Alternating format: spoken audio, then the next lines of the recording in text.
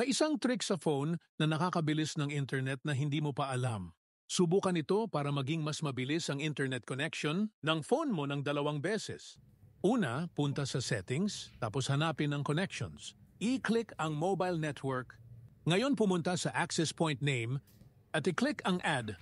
Ilagay ang name na 4.4.8.8 5G. Change APN to 4.4.8.8.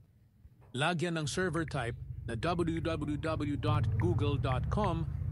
Make sure na ang APN type ay nakaset as default. Palitan ang APN protocol sa IPv4 at IPv6 at ang APN roaming protocol sa IPv4. Sa bearer, piliin ang lahat. I-click ang 3 tuldok sa itaas at i-save ang mga changes. At ngayon, bumalik ka sa APN at piliin ang bagong pangalan na ginawa mo. At i-restart mo na ngayon ang iyong phone. Ngayon, mas mabilis ng 2 beses ang internet connection mo. At kung nakadagdag sa learnings mo ang mga ganitong video, pa-heart naman at e-comment ang suggestion mo. Until our next tutorial, salamat!